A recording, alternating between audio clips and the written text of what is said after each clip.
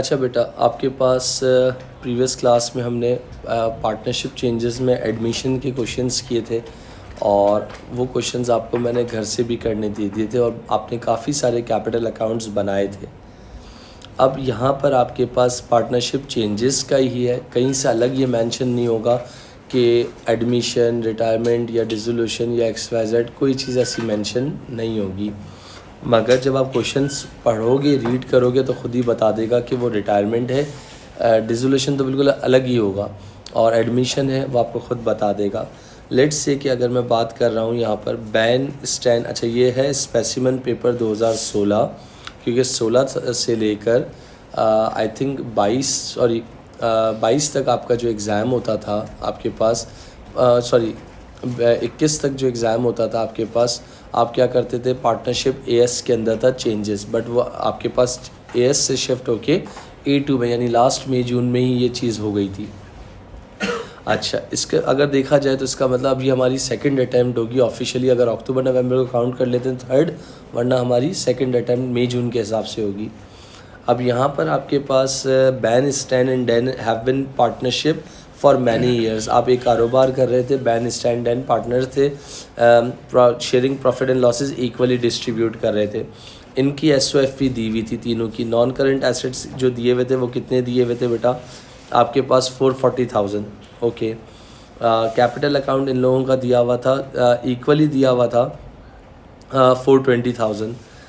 Current account 12,000, 14,000 और 6,000 negative था, तो 20,000। इसका मतलब दो लोग जो हैं फ़ायदे में थे और एक जो था वो नेगेटिव में था। नुकसान तो नहीं कहूँगा जी बेटा, डेबिट बैलेंस है, क्रेडिट मतलब डेबिट बैलेंस। ओके, 1 अप्रैल 2015 को स्टैन ने कहा कि मैं रिटायरमेंट लेना चाहता हूँ, आ गया।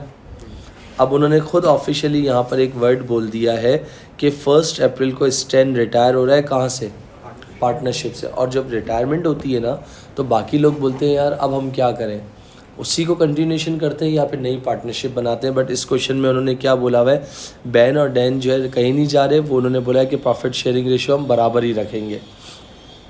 अच्छा, जब रिटायरमेंट का प्रोसेस अमल में आया तो स्टैन की रिटायरमेंट इस पॉइंट्स पे हुई है। पहला पॉइंट, गुडविल वाज वैल्यू 36,000। इसका मतलब गुडविल तीनों में डिस्ट्रीब्यूट होगी ओल्ड रेशियो में, और एलिमिनेट करने का बोला है, हटा देंगे बुक्स ऑफ अकाउंट से न्यू रेशियो के हिसाब से। इक्वली होगा या जो भी होगा देख लेंगे। ऊपर जो है मेरे ख्याल से इक्वली था तो नीचे भी इक्वली ही है। Stan will take a motor vehicle in part settlement of the amount due to him. जो भी उसकी अमाउंट ड्यू होती होगी उसमें से वो मोटर व्हीकल लेकर जा रहा है और वो कह देगा कि आप इसको क्या कर दो, this was valued in the books at 10,000। यानी उस वक्त बुक में कितनी वैल्यू हो रही थी, 10,000 हो रही थी, मगर आज उसकी मार्केट वैल्यू जो है या उसकी जो वर्थ है वो कितनी है, 7,000। इसका मतलब डेप्रिशिएट हो गई होगी। Okay, remaining net non current asset value कितने पे हो रहे हैं, 3,20,000 हो रहे हैं।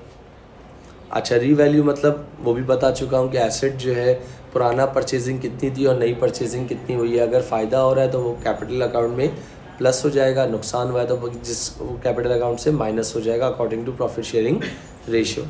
All of these adjustments were recorded in the book of account 1 April 2015। ये जितनी भी एडजस्टमेंट है 1 अप्रैल से के बाद होगी या 1 अप्रैल से ऑनवर्ड्स होंगी। Done. State 2 reasons Y partner current account में हैव अ डेबिट बैलेंस। अगर मैं करंट अकाउंट की बात करता हूँ तो करंट अकाउंट की बात करता हूँ तो जो वाई डेबिट बैलेंस क्यों आता है, अभी किसी ने कहा एक्सेसिव ड्राइंग्स, सही है। दूसरा आपने कहा शेयर ऑफ लॉस की वजह से। 2 पॉइंट्स, यही दो एक आपके पॉइंट्स होते हैं अमूमन जो हम लोग फ्रिक्वेंटली यूज़ करते हैं। अच्छा, जब आप एक्सेसिव ड्राइंग्स लिखोगे, अगर मैं आपके पास लिख लो 1 मिनट जल्दी से quick. A partner current account may have a debit balance because the partner's current account may have a debit balance because the partner may have drawn more from the business.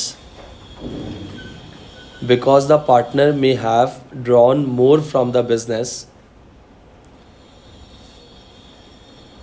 comma, than the profit allocated to the partner. Then the profit allocated to the partners. because the partner may have drawn more from the businesses, comma, than the profit allocated to the partner. Or second important point, the business may have made a loss. The businesses may have made a loss. अगर आपके पास excessive drawings होंगी तो इसका मतलब उसकी एक punishment भी होगी in the form of interest on drawings, क्योंकि जाहिर सी बात है जब आप इंटरेस्ट लगा दोगे तो बंदा सोचेगा ड्राइंग्स करने से पहले। सही है, 2 पॉइंट्स हो गए। आपके पास लिख लो, because the partner may have drawn more from the business, comma, then the profit allocated to the partners. Done बेटा। Second point, the business may have a loss, the business may have made a loss. उसके बाद next part पे आ जाओ, part B, explain why a partners capital account is credited with goodwill.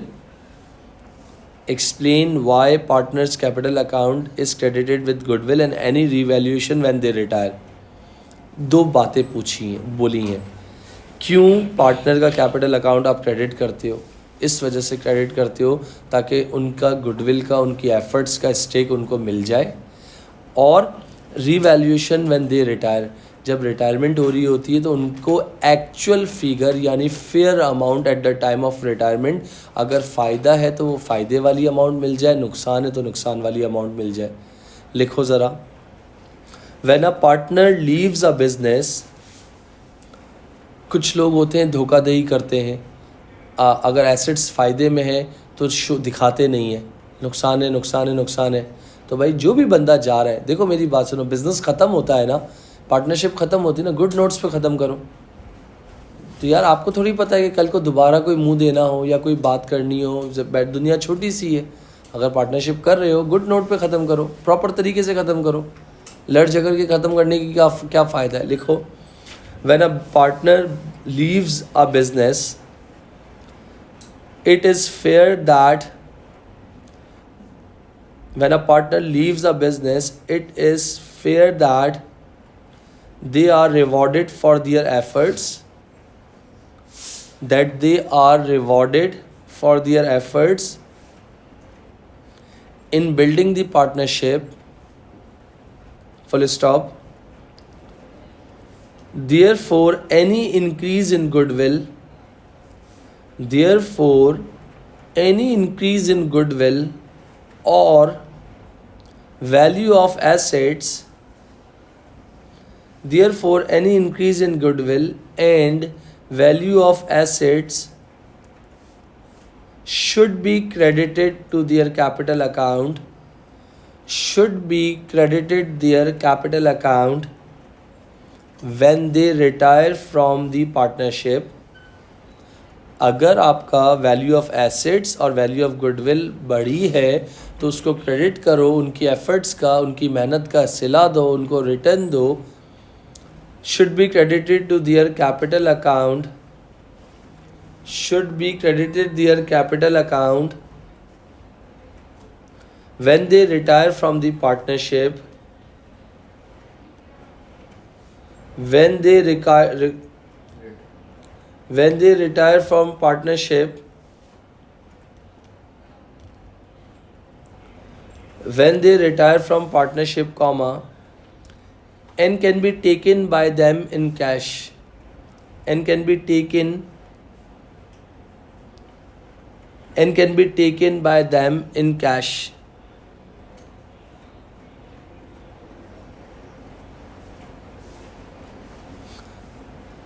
दो से तीन mark आपके ऐसे मतलब स्ट्रॉन्ग आपकी एक्सप्लेनेशन हो और 1 मार्क जो है बेसिक एक्सप्लेनेशन का हो। डन। और चाहो तो इसमें जर्नल एंट्री बना के भी दिखा सकते हो, तो उसमें और स्ट्रॉन्ग मार्क्स मिल सकते हैं। सर इसके बाद नेक्स्ट रिक्वायरमेंट क्या है आपके पास? रीवैल्यूएशन बनाना है।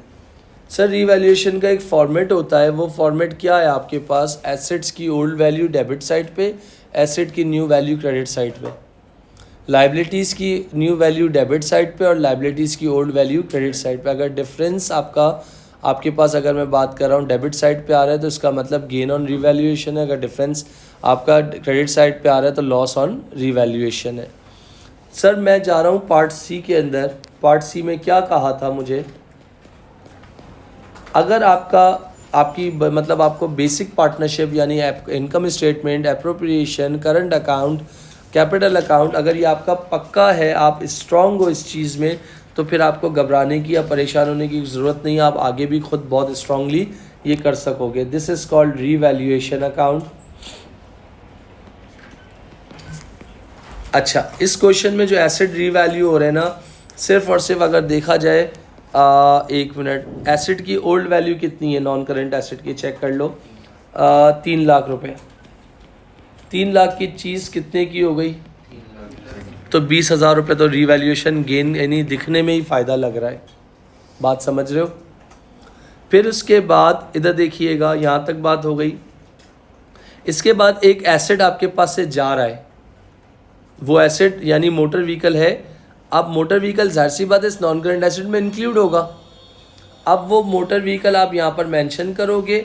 मोटर व्हीकल कौन लेके जा रहा है, स्टैन लेके जा रहा है। और ये कहाँ पर रिपोर्ट होता है, कैपिटल अकाउंट में होगा। जो स्टैन की जो शेयर अमाउंट होगी ना, उसमें से आप इसको माइनस कर दोगे। 10,000 रुपये की चीज़ कितने की जा रही है, 7,000। एग्री। किसी का कोई सवाल। सर 10 पे क्यों नहीं लिख रहे हो, 7 पे क्यों लिख रहे हो। 10 पे पुरानी बुक्स में लिखा होगा, आज उसकी वैल्यू 7,000 से ट्रीट हो रही है। क्लियर। ये आपने कहा ना कि नॉन करंट मोटर व्हीकल होगी, तो ये 2 बार क्यों मेरा बच्चा। अब हमें तो नहीं पता ना, यहाँ नॉन करंट एसेट ऊपर 3 लाख दिए हुए, नीचे 3,20,000 दिए हुए। अब इसमें क्या क्या नॉन करंट एसेट में है हमें थोड़ी पता है। सही है, क्योंकि जाहिर सी बात अज्यूम कर सकते हैं कि भाई ये हो सकता है। अब मोटर व्हीकल की एक्चुअल वैल्यू, बुक वैल्यू तो मेरे पास नहीं मौजूद ना। अब इसके बाद यहाँ देख सकते हैं कितने पार्टनर्स थे आप लोगों के, कितने थे, 3। इधर देखिएगा कौन सी साइड हैवी लग रही है, क्रेडिट साइड। प्लीज़ इधर देखिएगा, 3,27,000 में से 3 लाख निकाल दें तो इसका मतलब गेन ऑन रीवैल्यूएशन कितना हुआ। आप यहाँ तक भी स्टॉप कर सकते थे, मगर मैं आपको कहूँगा स्टॉप ना करें। कौन कौन था, बैन, दूसरा कौन था, स्टैन, और तीसरा कौन सा, Dan. 27,000 multiply by 1,111 equally 1/3। 27,000 into 1/3, 27,000 into 1/3। तो मेरे ख्याल से कुछ 9,000, 9,000 और 9,000। एग्री।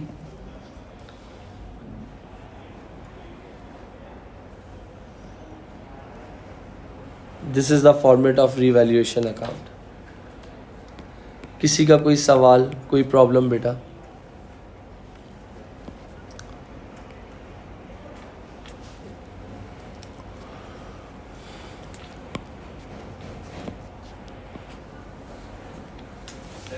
जी बेटा। किस बेटा,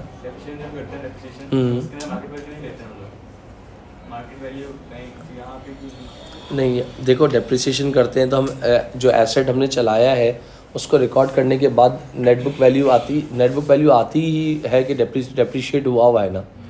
फिर हम, जैसे मैंने आपको अपनी एग्जांपल दी थी मेरे आईपैड की, मैंने 2017 में प्रो लिया था 12.9 इंच, एप्पल पेंसिल 1 के साथ लिया था, 150,000 के अंदर था, मुझे एग्जैक्ट याद नहीं है।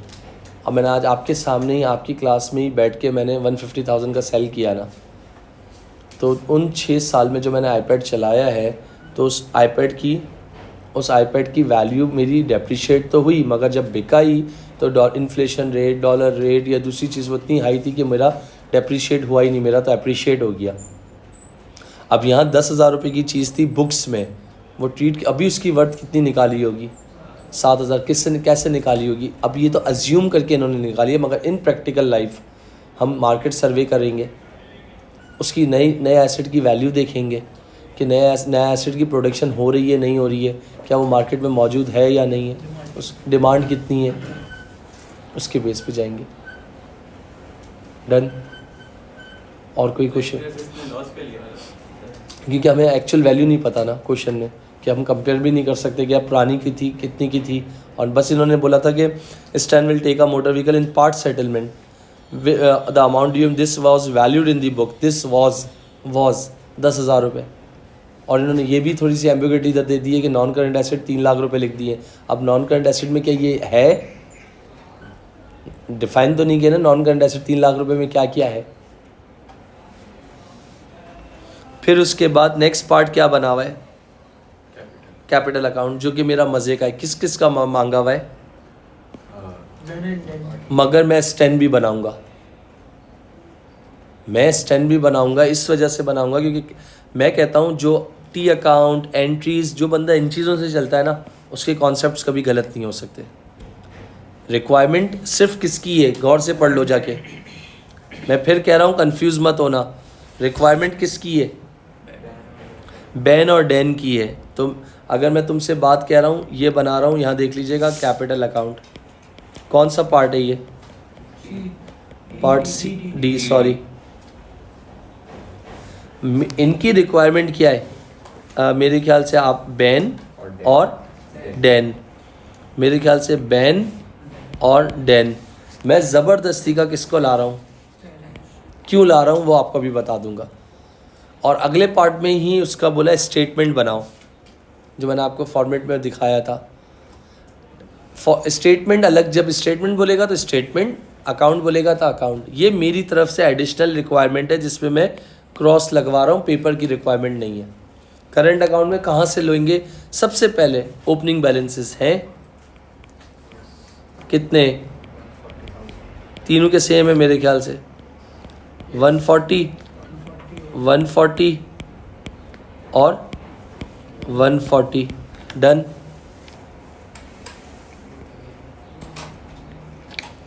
कोई मसला? फिर उसके बाद क्या देखेंगे हम लोग, गुडविल। गुडविल ओल्ड रेशियो मेरे ख्याल से 36,000 रुपये थी। 36,000 इंटू 3 कर दो तो 12,000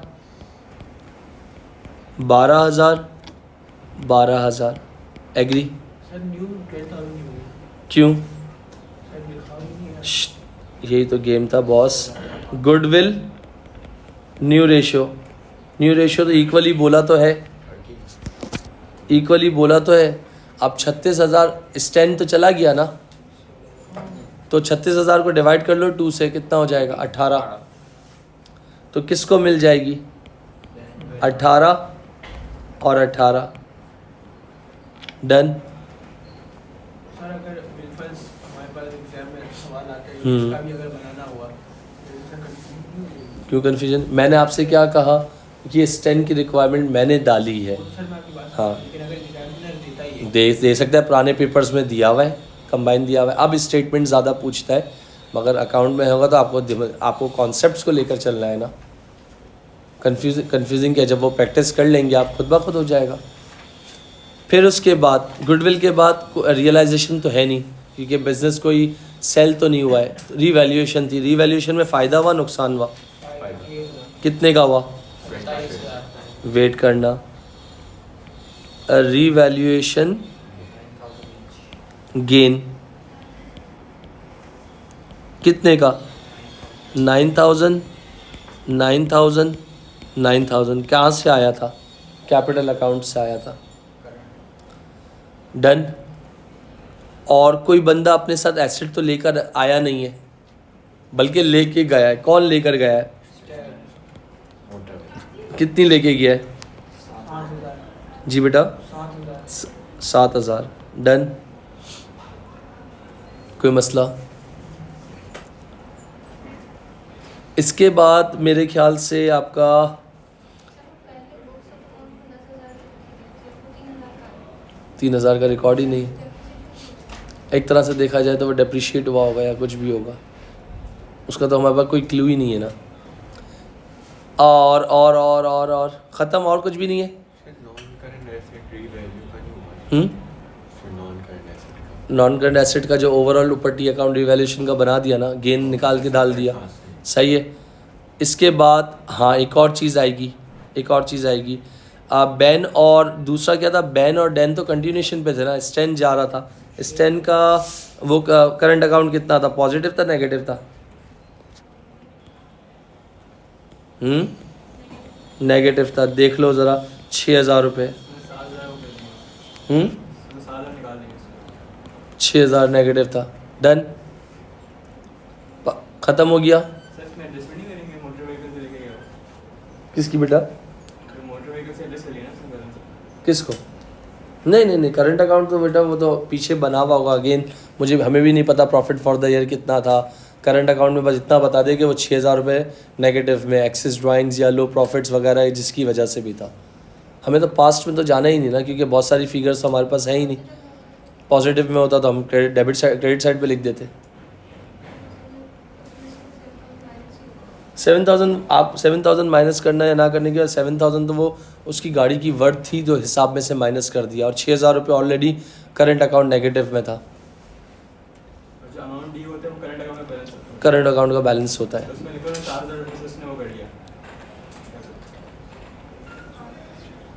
वो part exchange is a different thing, वो आप लोग मिक्स कर रहे हो। पार्ट एक्सचेंज कहीं भी इधर नहीं लिखा हुआ, पूरे क्वेश्चन में नहीं है। पार्ट सेटलमेंट का मतलब हो गया कि जो भी सेटलमेंट का मतलब होता है कि भाई हमारा जो भी हिसाब किताब था 10,000 था, फाइनलाइज कितने पे हुआ है, 7,000 पे। ये पार्ट सेटलमेंट है, पार्ट एक्सचेंज नहीं है। समझ रहे हो बात को? Current account is a different thing, current account and part exchange is a different thing, और सेटलमेंट का मतलब होता है डिफरेंट थिंग। डन। इसके बाद बैलेंसिंग कर लो भाई इसकी। ये देखें, बैलेंसिंग कर लो। कौन सी साइड है? ये 140, 150, 150, 161 आई थिंक, चेक कर लें जी, यही है। बैन का जो टोटल है 161, यही है बेटा। तो इसका मतलब ये क्या हो जाएगा? 143 बैलेंस CD 143,000।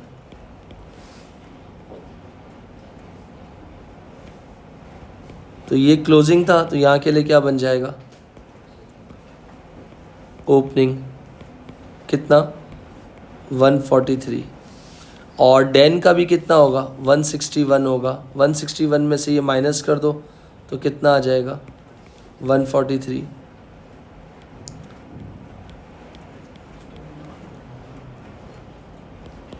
एग्री? पर बात नहीं हुआ बेटा। अब इसका टोटल कितना है? 161। अब 161 इसको बैलेंस CD नहीं लिखोगे, क्या लिखोगे? बैंक 148 कितना? 148। सर ये हमने इसलिए लिखा है क्योंकि ये छोड़ के चले गए ना। जी बेटा, 148। और ये टोटल कितना बन गया? 160। आपको फिर हाईलाइट करके भी दिखा दूं कि भाई ये रिक्वायरमेंट एग्जामिनर के पॉइंट ऑफ व्यू से नहीं थी, ये रिक्वायरमेंट मैंने ऐड ऑन की है।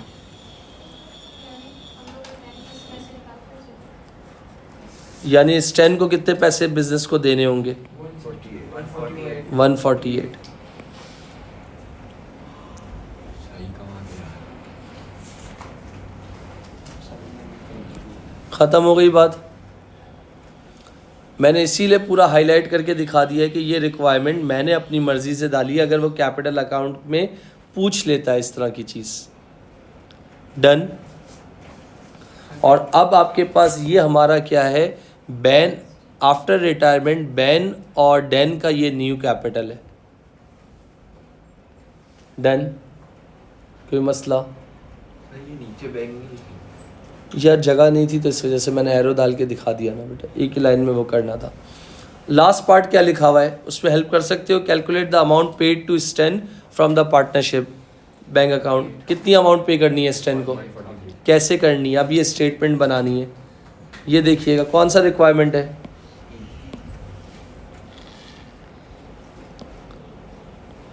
पार्ट ई, इधर देखिएगा प्लीज पहले, यानी क्या बोला हुआ है, अमाउंट पेड टू स्टैन, कितनी अमाउंट पे करनी है, स्टैन का ओपनिंग बैलेंस कितना दिया हुआ है, 140,000। स्टैन की पुरानी गुडविल कितनी थी,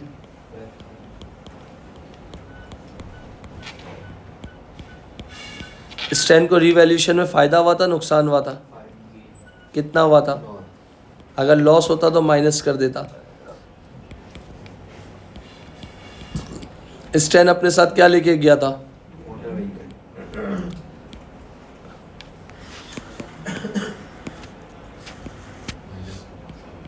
और स्टैन करंट अकाउंट क्रेडिट होता तो प्लस करता है, अनफॉर्चुनेटली यहाँ पर क्या है, करंट अकाउंट ट्रांसफ़र कितना था, नेगेटिव कितना, 6,000, क्योंकि जाहिर सी बात है बिजनेस की थी ना, स्टैन जा रहा है लेके, उसको पसंद थी तो वो अपने साथ लेके चला गया, तो अमाउंट कितनी पे करोगे, मतलब सर ये व्हीकल ले जाने से पहले स्टैंड ने अमाउंट पे करी। जाहिर सी बात है उसके हिस्से में से गई ना, वो बिज़नेस में अगर नहीं होता तो इसका भी बंटवारा होता कि भाई अब उसने पर्सनली बोल दिया कि भाई ये मैं लेके जा रहा हूँ, मुझे अच्छी लगती है, कलर अच्छा लगता है, मॉडल अच्छा लगता है, तो हिसाब में से उसका माइनस हो गया। तो ये स्टेटमेंट्स होती हैं। ये आपके पास क्वेश्चन था जो कि कंप्लीट